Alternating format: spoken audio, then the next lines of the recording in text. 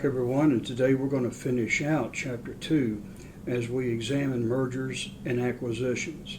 Now, what involves mergers and acquisitions? Well, these are strategies that organizations use to try to expand and grow their business.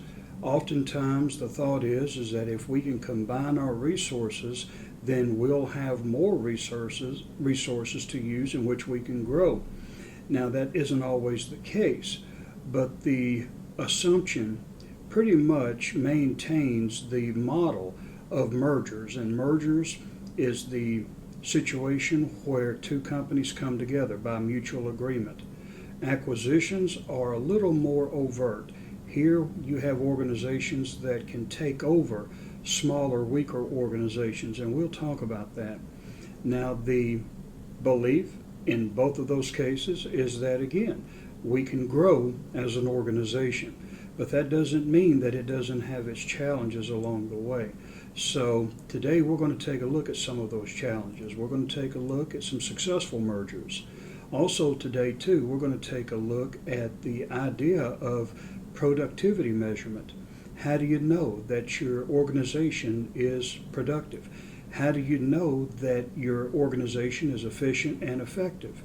Well, those are two terms that we're going to examine today, and we're going to be able to measure those two terms with qualitative and quantitative analysis. Qualitative means the quality of the work, but also quantitative measurements deal with the amount of work and whether or not you're getting a return on your investment, which is our human capital.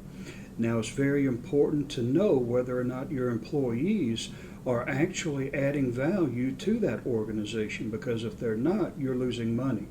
In the past, it was believed that productivity was guesswork. If they just put out a certain amount of product or service, then they're valuable.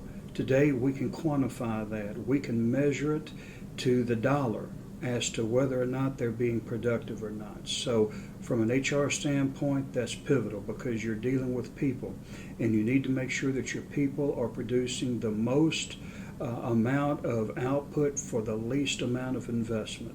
So today, let's take a look at mergers and acquisitions, and also let's move on as we measure productivity. Scott, thank you. I appreciate it, Mike. All right. Hello. I don't believe we've been introduced. Dwight Schrute, Assistant Regional Manager. Andy Bernard, Regional Director in charge of sales. So you'll be reporting to me then? On the contrary. My title has manager in it. And I'm a director, which on a film set is the highest title there is. Do you know anything about film? I know everything about film. I've seen over 240 of them. Congratulations.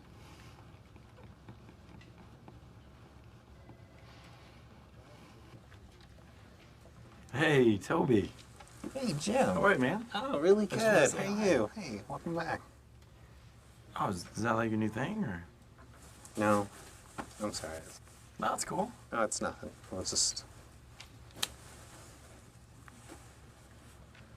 All right, good to be back. Okay. All right. All right. Sorry about that. No problem. It was What? nothing.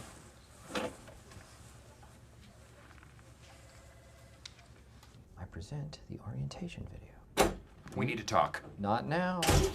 Which is higher, Assistant Regional Manager or Regional Director in charge of sales? I told you the titles are irrelevant. They just relate to pay scale. Okay, so who gets paid more, me or Andy? It is not a matter of more or less. Your pay is just different, okay? All right. Showtime part one. Okay, who reports to who? I don't care, Dwight.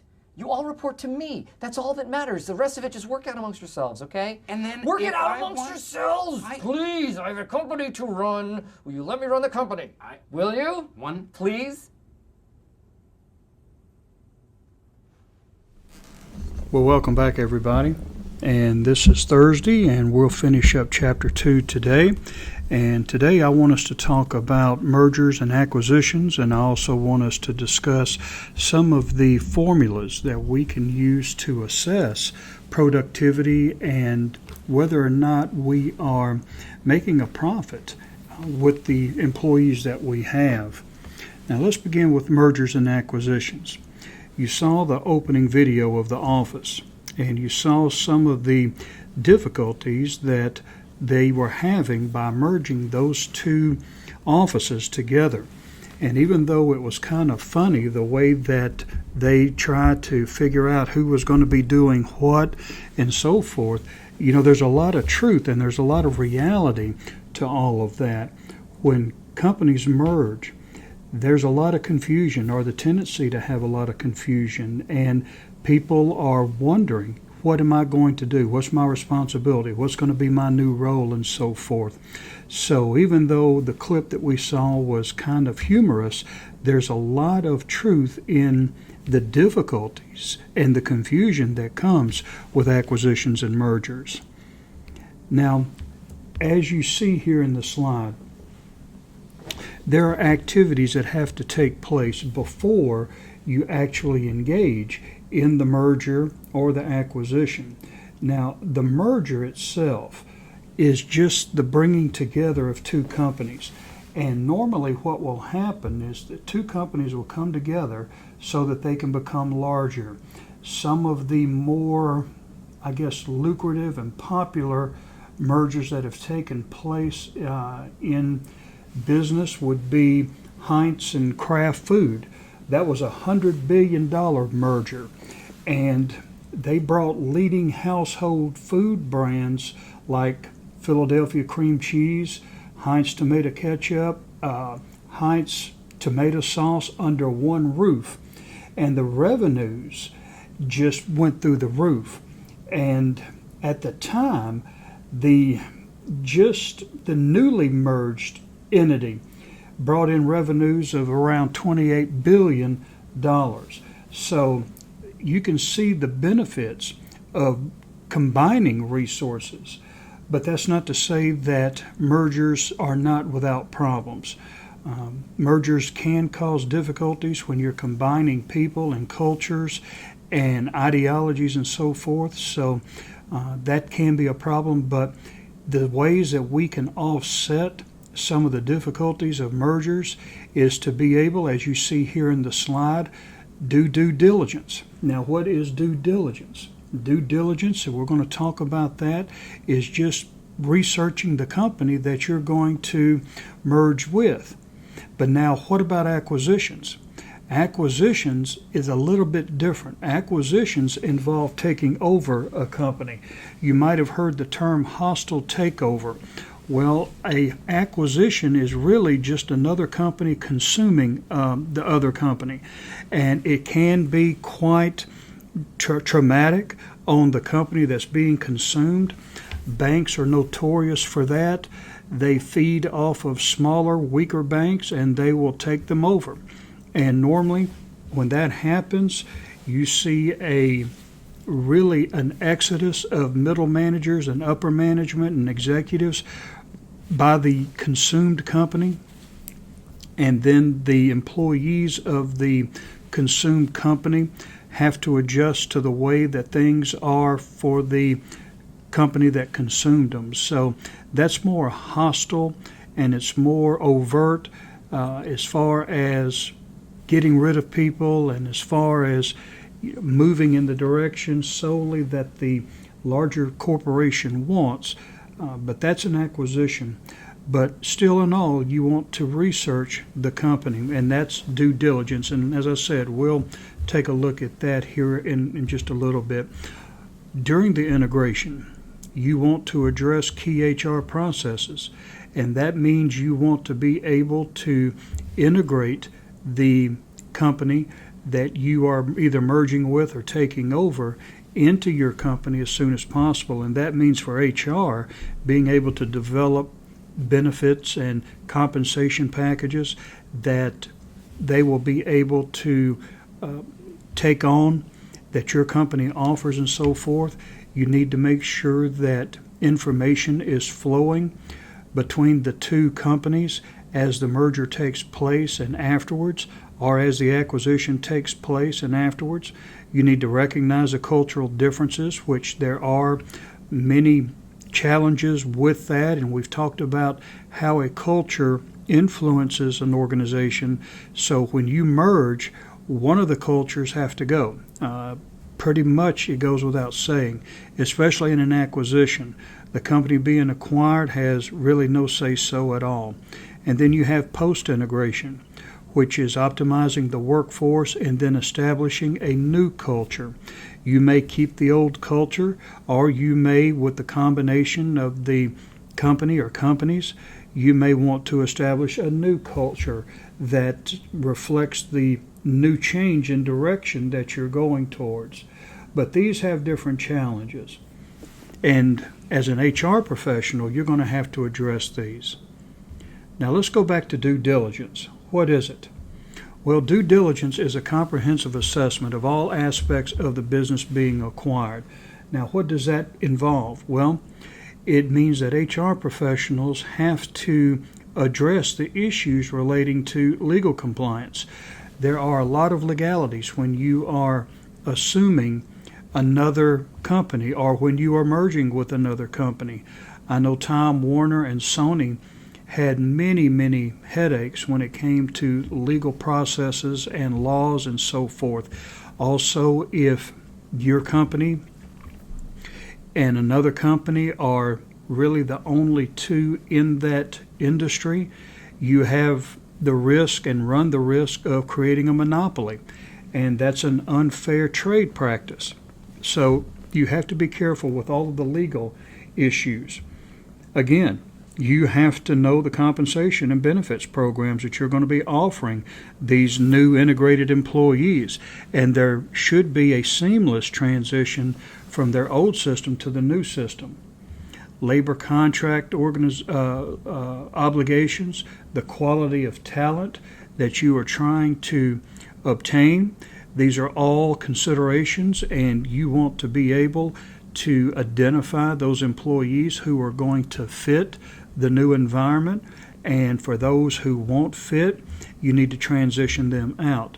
Labor contract obligations, some companies are unionized, and you're going to have to look at the contracts that the labor organization has when it comes to all of that, and then you're going to have to also, if you already have an existing contract with all of the people that in the organization, if they have labor contracts, you're going to have to oblige those. So there are all types of considerations that you have to make when you're giving due diligence. And it's even more complex when mergers and acquisitions involve companies in different countries. So what you see with American workers and American corporations merging, the complexity is compounded. The complexity increases when you have to go and negotiate and navigate the mergers and acquisitions of companies overseas. Now, we talked about the culture, and really you need to define the desired behaviors to the organization that is coming in and deploy role models. It's not just so much telling them, but you need to show them. Provide meaningful incentives.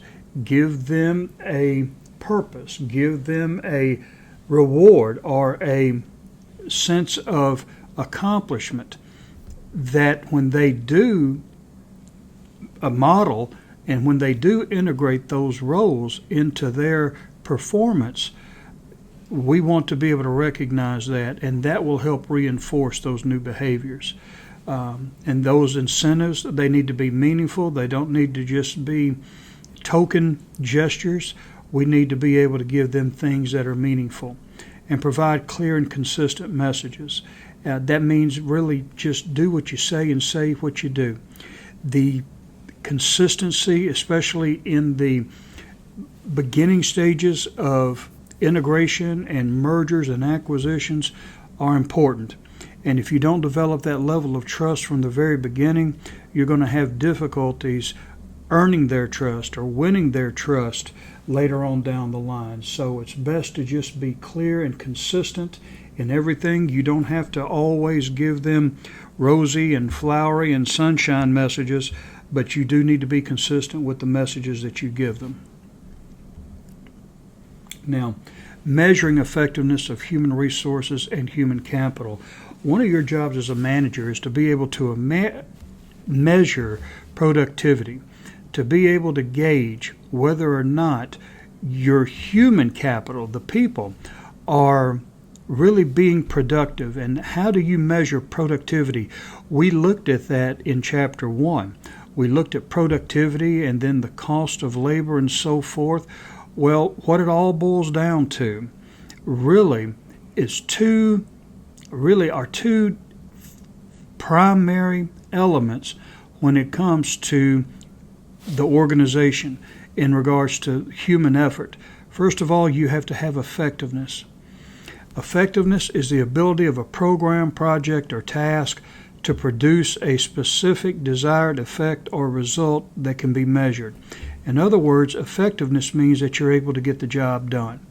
Now, as a manager, you're going to be evaluated on whether or not you do the job. If you can't get the job done, then you're not going to be in management very long. But that's only half of the equation. The second half of all of this deals with efficiency. And efficiency means the degree to which operations are carried out in an economical manner. For instance, if you get the job done, that may be all well and good, but if you're costing the company more than the outcome is worth, then you're not very efficient. So as a manager and as a department, this goes with everybody in the organization. You have to both be effective and you have to be efficient. Now, from a management standpoint, an HR management standpoint, the decisions that you make, because you're not rolling up your sleeves doing the work, you're the one who will be making decisions, and your decisions will be judged based on these two criteria. Was the decision effective? Did it get the job done? And was the decision efficient? Did the job get done at the lowest cost possible? So those are two elements that you will have to keep in the forefront of your mind every day in your career: efficiency and effectiveness. Now, we don't just, in HR or in business, we don't just come up with a goal and say, okay, well, we'll know it when it gets here. We need to be able to measure performance. We need to be able to measure productivity. We need to measure how valuable our employees are and what they're actually producing. None of this stuff is guesswork. In management, you have what we call HR metrics and analytics. So let's take a look at what metrics involves. These are specific measures of HR practices.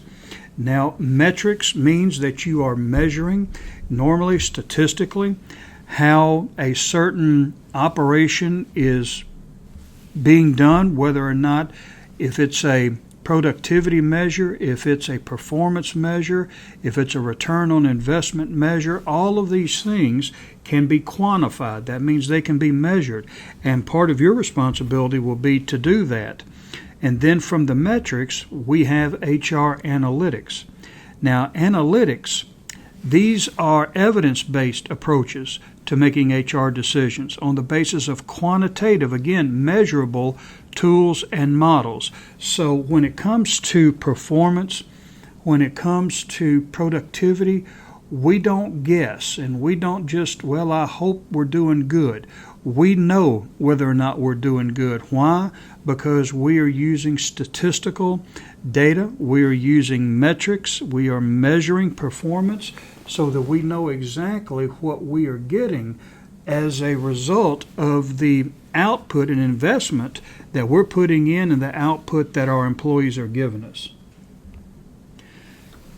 Now, part of evaluating ourselves as an organization, part of our job and part of our responsibility is to be able to take the best practices that we can and incorporate them into the organization. How do we do that? Well, for one thing, we can use what's called benchmarking. Now, benchmarking is the process of comparing an organization's business results to industry standards or best practices. In other words, you're copying what someone else is doing. Now, every year, business industries, organizations, they enter into kind of like a competition. And the result of that competition, they're rewarded for excellence by being given what's called the Malcolm Baldrige Award. Now, Malcolm Baldrige is a title, it's a trophy, it's an accomplishment of excellence in management. And one of the things that you're allowed, if you win this award, this trophy, one of the things you're allowed to do is to let companies come in and see how you do business. So you're kind of bragging. You're kind of rubbing it in the faces of your rivals. Hey, you come in and just see how things are done right. And that's a big honor for organizations. Toyota did that. And in the automobile industry, you had Ford, you had General Motors, you had Chrysler. All of these automobile manufacturers were falling behind with Toyota. Toyota was leading the industry in excellence and quality and so forth, and no one could figure out why in the world or how in the world Toyota could do so well. Well, Toyota won the Malcolm Baldrige that year, and they allowed the other companies, executives, to come in and see how they operated, and it was from that analysis or that type of exposure that enabled the executives at these other automobile industries to realize that, Toyota has the same equipment, but they're treating their people differently than we are. They're using their people differently than we are. And that's what allowed other competitors like Ford and GM to be able to rethink the way that they do business. And it was all because they benchmarked what Toyota was doing. Now, benchmarking from a business standpoint, if you do it well, you're rewarded. Benchmarking in school means you're copying what other people are doing, and that's a no-no. You can fail the course and be thrown out of the school for that. So just remember, benchmarking is a business thing that should be applied in the business world and not in your ministry, or not your ministry, but in education and so forth. Now, the balanced scorecard is a framework organizations use to report on a diverse set of performance measures. Now, what is a balanced scorecard? Well, we see an example here in Figure 213. Now, it's essentially a model that helps us to assess where we're at any given time within that organization as a whole.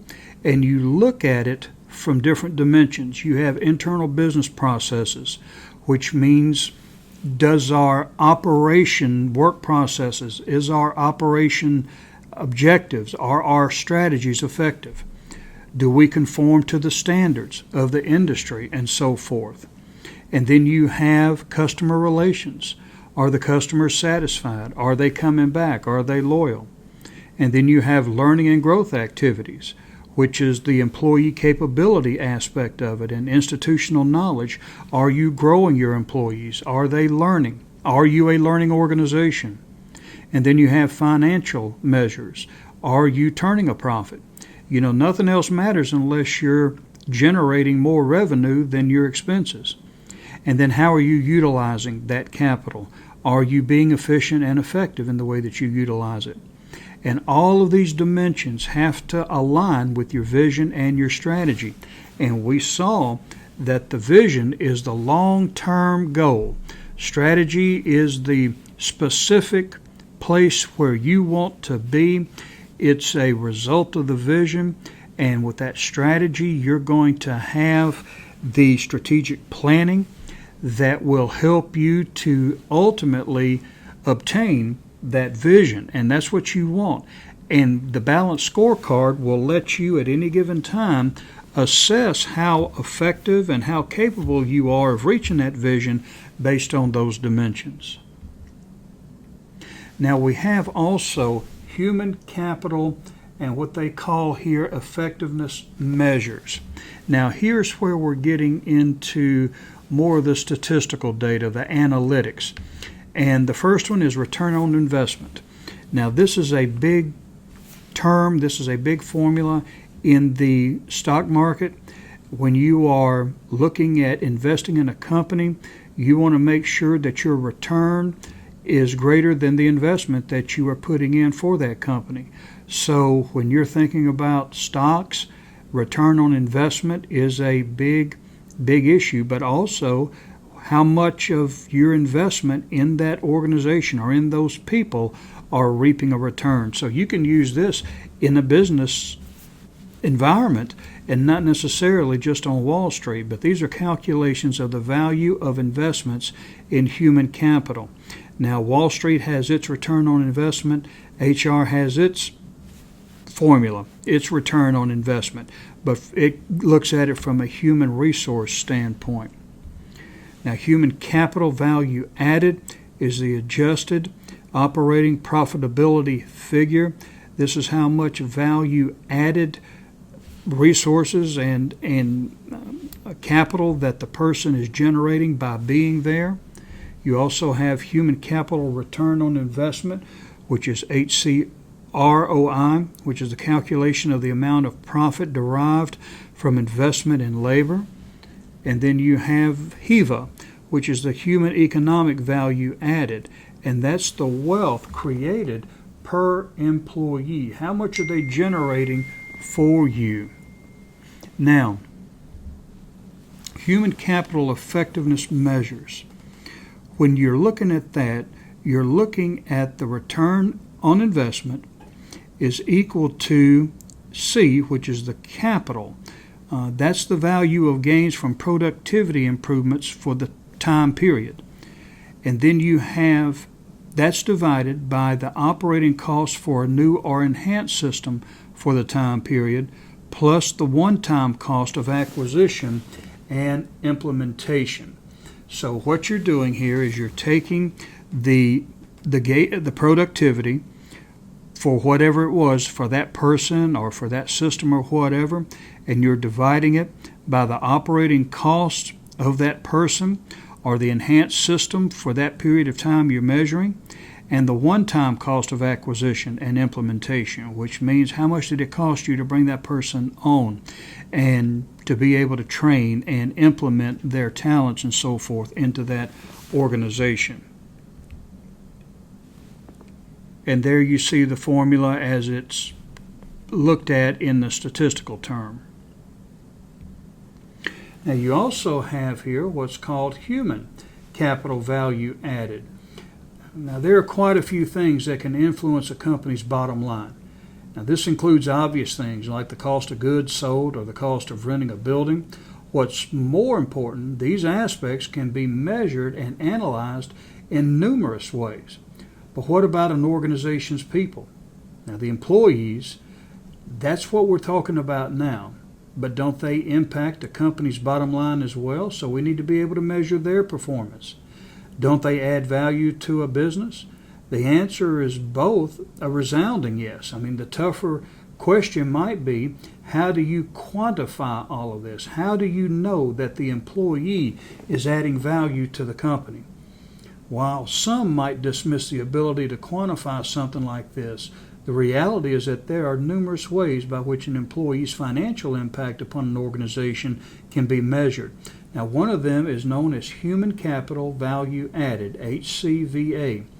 Now, let's take a look at that.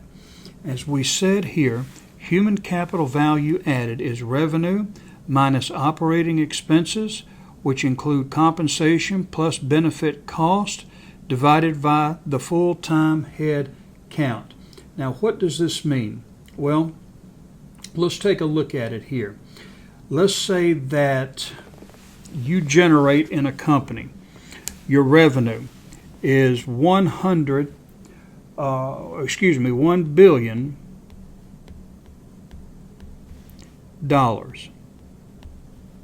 That's your revenue. Now, your total cost, which is your operating expenses and so forth, let's say is $800 million. Now, let me finish it out here. Now, what about the employee costs? Let's say, for instance, you have $300 million in employee costs. Now, from that, you have also full-time employees, and let's say you have 5,000 full-time employees. So how would you go about all of this? Well, you would have the 1 billion here minus the 800 minus the 300. Oh, excuse me, that's not million. Okay, so you've got $800 million plus $300 million. So you're going to subtract the 1 billion minus the difference here, which is 500 million. And then you're going to have the 500 million divided by the number of employees, and then you're going to have the result, which is $100,000. So these employees are generating about $100,000. That's how much they're adding value to it. So you take your revenue minus your operating expenses. Now you can't take at the initial part the compensation or the pay. You have to subtract that out. So if they're making total cost is the 300 million plus the 800 million, you would need to subtract the 800 million from the 300 million, and that'll give you the difference there, 500 million. So what we're looking at right now is not the salaries and so forth. We're looking at the other benefits, because salaries will be counted back in later. And then you have the difference here, the 500 million divided by 5,000 employees, and here you have the $100 million value added for that company. So this is just an idea of how much and how valuable your employees are for that organization. Now, what about the next one here? And this one is called the human capital return on investment. Now, as your textbook says, the HCROI directly shows the amount of profit derived from investments in labor, which represents the leverage the company has on labor cost. The formula for it uses the same adjusted operating profitability figure and are used for HCVA, which is a human capital value added, but it is divided by the human capital cost. So here's the formula. We see here revenue, and then what we have to consider here is the operating expenses minus what we see, compensation plus benefit cost, divided by compensation and benefit cost. Now, what does all that mean? Well, let's take a look here, and let me give you a formula for that. Let's say your business brought in $80,000 in revenue. Now, your operating expenses, let's say, were $30,000. All right?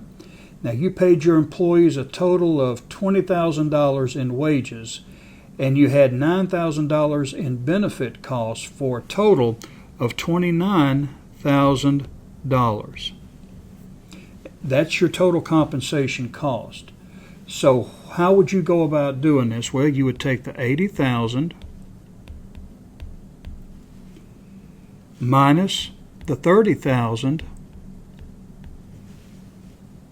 minus the $29,000 and divide it, I'm just going to put it down here, by 29,000, and that's equal to 0.72. So your human capital, ROI, was 72%. That means you had a return of 72 cents for every dollar invested. So that's pretty close to the amount that you are paying out for that person. So, but this is important to know. I mean, if you're getting a 30% return, if you're getting 30 cents on the dollar, then you need to look at these things. So you need to be as close to a dollar as you can get. But this would be the revenue, taking into consideration the operating costs minus compensation and benefits divided by compensation and benefit cost. And that will give you the human capital return on investment. Now let's take a look here at HEVA. Now what is HEVA? Well, HEVA is the human economic value added. And this is the net profit after taxes minus the cost of capital divided by the number of full-time employees you have. Now it shows the wealth created by the employee, each employee, and it shows how much more valuable the organization has become because of its investment in human capital. Now, wealth is the net operating profit of a firm after the cost of capital is deducted. So what you have after the expense, that's the wealth. The cost of capital is the minimum rate of return demanded by shareholders. So the shareholders are going to want money back for their investment, and that's the cost of capital, however much they want. Now, when a company is making more than the cost of capital, it is creating wealth for shareholders. So if they're investing, let's say, $1 billion, and you're generating $2 billion, then you have a net profit, of course after taxes, but let's say a net profit of $1 billion. So you're turning a profit for the investors. Why is this important? Well, folks, if you can't keep the investors happy, they're not going to stay around. They're going to withdraw their funds, and you won't have a business anymore. And if you remember from the very beginning, I believe I said it. If I didn't say it then, I'll say it now. Your job in management is to maximize stockholder wealth. Now, you're going to probably hear different business philosophies and perspectives about why managers exist and what's their primary goal all about. Well, I can tell you, if the investor is not pleased with you, they're not going to invest money. And if you don't have money, nothing else is going to matter. So you need to be able to know how much your people are providing value and how much value they're providing for that organization. Now, one of the ways that you can evaluate and assess where you're at as far as your HR resources go is to do an audit. Now, an audit is a formal research effort to assess the current state of an organization's HR practices. Now, these are the things that the audit will focus on. First of all, you'll look at staffing and compensation. Are you staffed with the right amount of people, doing the right amount of work, in the right place, at the right time, and so forth? And do you have a compensation strategy that you are incorporating that is going to keep them motivated and keep them fairly compensated for what they're doing? So is your compensation package up to par when it comes to motivating and inspiring people to work? And do you have enough people there to do the work? And are they doing the right type of work? Health and safety, you have to make sure that you maintain a productive workplace, and part of that productivity is to make sure that you have health and safety concerns addressed. And then you have legal compliance. Are you maintaining ADEA standards, ADA standards, Civil Rights Act standards, and so forth? And then do you have the processes and record keeping that keeps the organization up to date on everything? And then finally, are your people staying? And are they staying because of the benefits and the HR strategies that you are incorporating? If you have a positive outcome, once you do the audit in all of these areas, then you are effectively performing your job as an HR strategist and strategy planner. So these are some of the elements that you can consider and some of the formulas that you can use as you go into business. And also you can take a look at this from a ministry standpoint. How much are you paying your ministers for the return that they're giving, whether it's people or membership or expanding programs or whatever? You can be creative with these formulas. They're not just accounting formulas. They're formulas that all managers can use to assess the effectiveness and efficiency of their operation. Well, next week we will cover Chapter 3, so until then, have a good weekend. God bless you, and I'll see you then. Well, everyone, as you can see, when a company wants to grow, it has many opportunities and decisions to make that can help enable that growth. Part of that decision-making process is whether or not to merge or to acquire another organization. And you saw here in the slides that it's more than just bringing together two entities. There are all types of complexities, legal, cultural, values, and so forth, that can determine whether or not this initiative will be successful. So maybe now you have a greater appreciation for what organizations, specifically HR, has to deal with when they try to combine resources in order to be able to grow. Also, we looked at productivity. It's not so much giving a person the work hours and telling them you need to do X, Y, and Z. We need to be able to measure whether or not the individual is actually producing value-added resources for that organization, which means that they are bringing more to the table than the input that we're giving them, which would be compensation and benefits and so forth. But we also have to make sure that we're being fair and ethical to that employee, that for the labor and for the productivity that they are giving us, that we're being fair and honest and equitable in the way that we compensate them. Well, next week we're going to start in Chapter 3. So until then, have a good weekend. God bless you, and I'll see you next week.